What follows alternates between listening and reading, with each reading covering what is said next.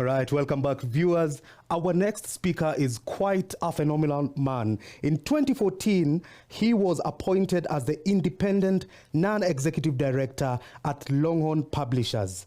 This man is also the chairman at the Association of Fintechs here in Kenya.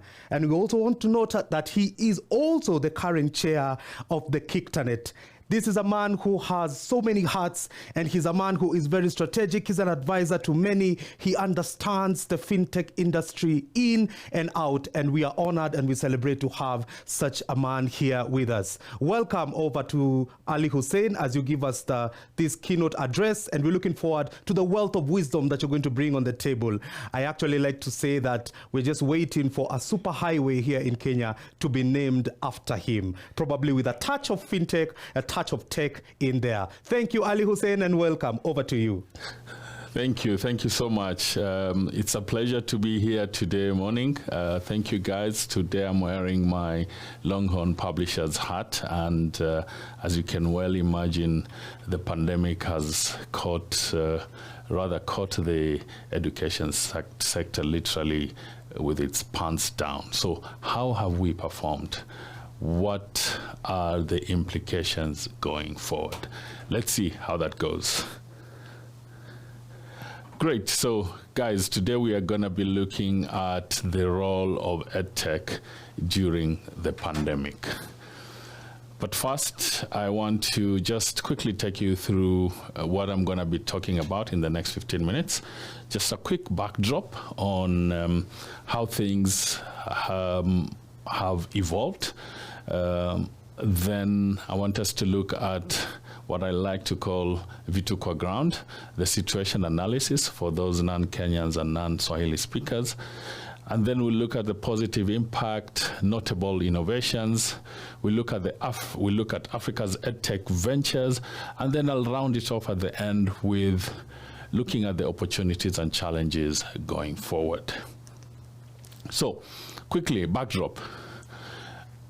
We were caught with our pants down, not just in Africa, but across the world. Things were really tough in the first couple of months of the pandemic. And you can see that 1.38 billion learners were impacted by national school closures, worldwide confusion, teachers not having proper training when it comes to this particular situation. So how have we engaged going forward? One of the things that in Africa, there was sort of research that was done, and quite a number of things came out very clearly. 85% of learners and professionals in the education sector expect the crisis to lead to more widespread use of technology in education. The question that we must ask ourselves, 1.5 years into the pandemic, what are we doing? Kids are going back to school, in and out. Some schools are still closed across the continent. What are the measures that governments and players in the education sector are doing? And those are the conversations we must have, and we must have them candidly. 83% would like national curriculums to be adopted to enable more effective distance learning. 83% would like national curriculums to be adopted to enable more specific distance learning. 71% thought their countries, and this is Africa, thought their country's communications infrastructure was likely to widen the gap in educational outcomes between rural and urban areas. And I will add, between the haves and the have-nots. I think we are all very clear that connectivity, even where it is available, is a serious roadblock for learning because it is expensive. Bundles, people are talking about bundles that requires certain learning. And what are those interventions? We saw, for example, in Kenya, Safaricom partnering with some edtechs to offer reduced bundle costs or even in some cases zero rating them. And this is a clear intervention component that requires everybody to be involved, what we call a multi-stakeholder engagement. 59% thought their governments did not take teachers' views sufficiently into account in their response to the pandemic. So it's not just learners. Teachers were also caught flat-footed. Last but not least, 50% believe the most significant long-term effect of the crisis will be new opportunities for education. Absolutely. So one of the things that this pandemic has taught us is that business as usual will not hack it going forward.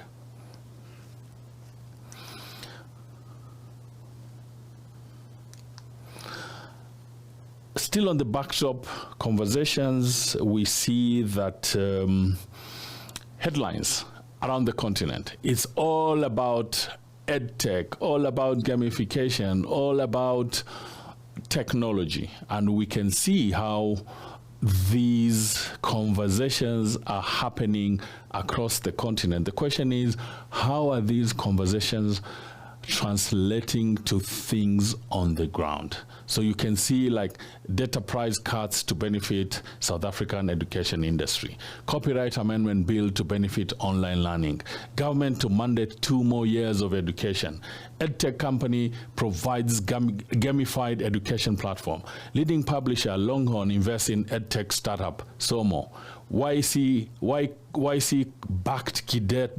Kidato raises $1.4 million seed to scale its online school for K-12 students across Africa, and many more these headlines. So the question that we must ask ourselves, we're talking above, we're talking in the press, we are engaging in labs, we are engaging with VCs, we are engaging with government. How is it translating on the ground? And I must say,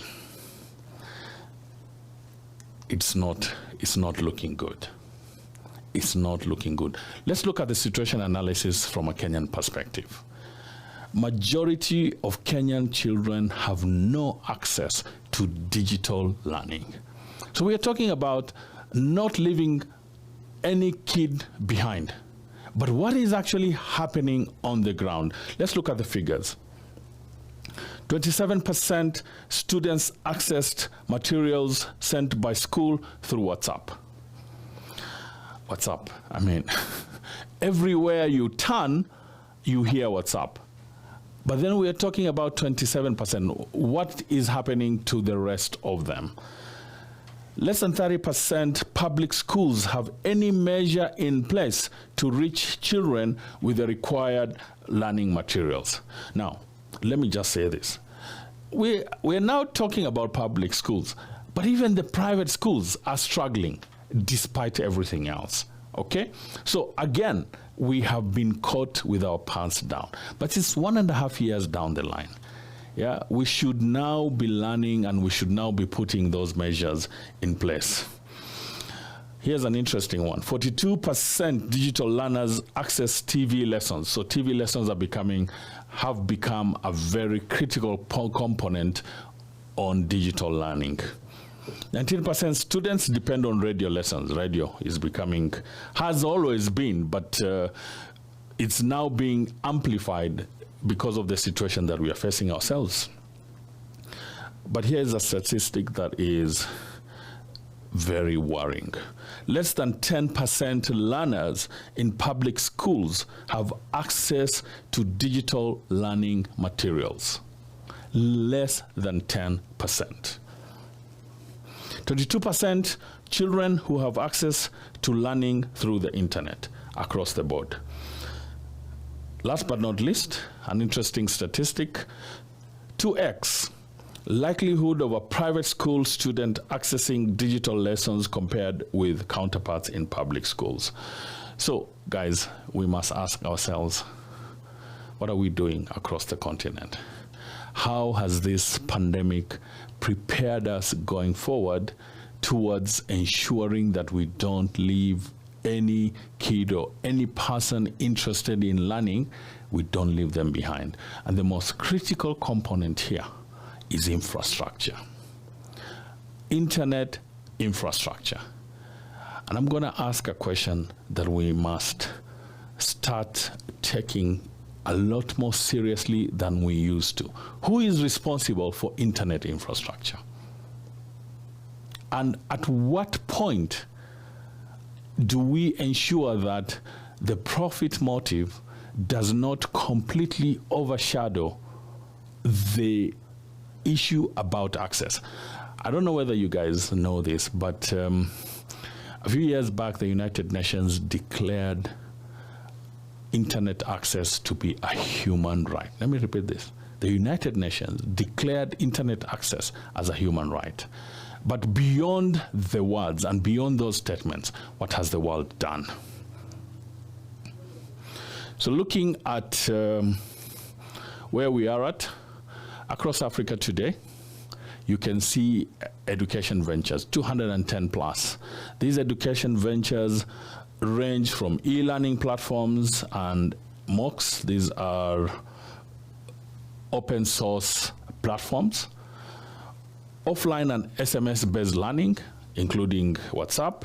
School management and finance is becoming an interesting component as the students are being forced to move online. So is the administration component of education. Bots, these are robots, these are software thingies that do things using artificial intelligence and machine learning. Directory and search engines, robotics, electronics, hardware, tutoring platforms, supporters, IT training and work experience. This is all happening across the continent. And you can see, if you break it down, I'm sure we will be able to give you access to this presentation after this, but you can see what is going on. In fact, one of the most interesting things that has happened in the last couple of months is that predictions are coming up and saying the next $100 billion company is going to be an eDTech. The question that we must ask ourselves is, how do we tamper the profit motive with public good? And I think this is a very interesting use case or case study for what now is commonly known as doing well by doing good. Who's going to do well by doing good? Because education for all is a critical thing for not just Africans, but across the world. Here are some of the positive things that have happened over the last few months. In Kenya, the Kenya Education Cloud, a government initiative aimed at offering comprehensive basic education virtually. Ubongo, a multi-platform education content that helps kids to learn and leverage that knowledge for a better future. Eneza Education, a phone-based platform for students and teachers to access and use learning materials. eLimu, a mobile app created to reinforce learners' literacy skills through videos and games. Tusome, a national literacy program that uses digitized teaching materials and a tablet-enabled feedback system. And in the EdTech space, you've got platforms like Mshule, eKitabu, and Longhorn Publishers e-learning platforms that were implemented and improved during the pandemic.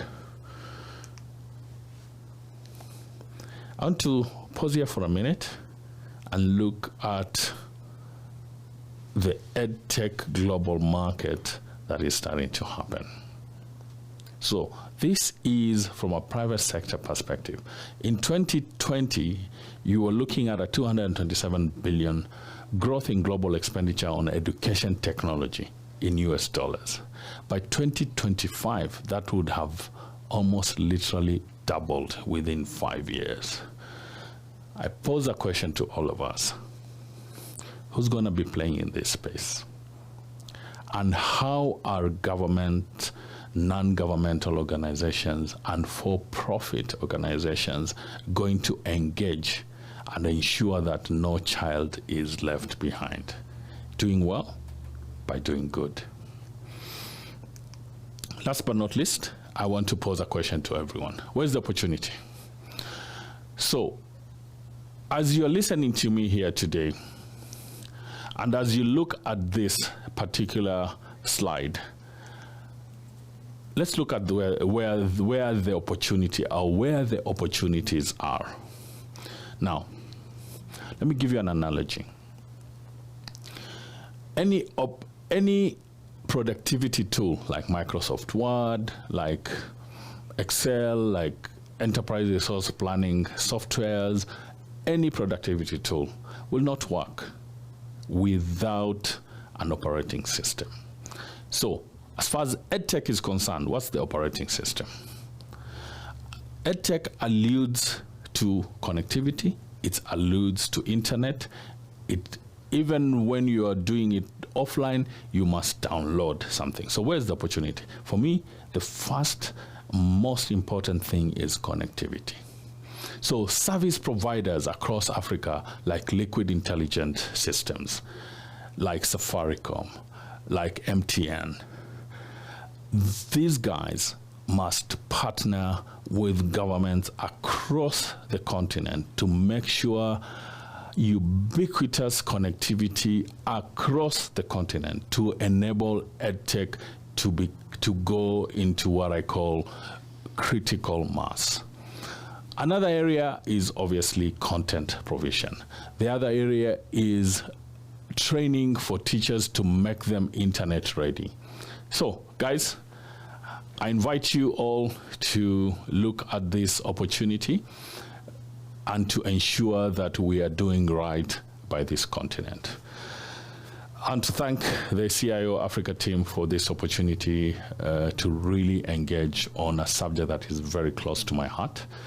And I hope that we will take this challenge very seriously and move this continent to the next level. Thank you very much, guys.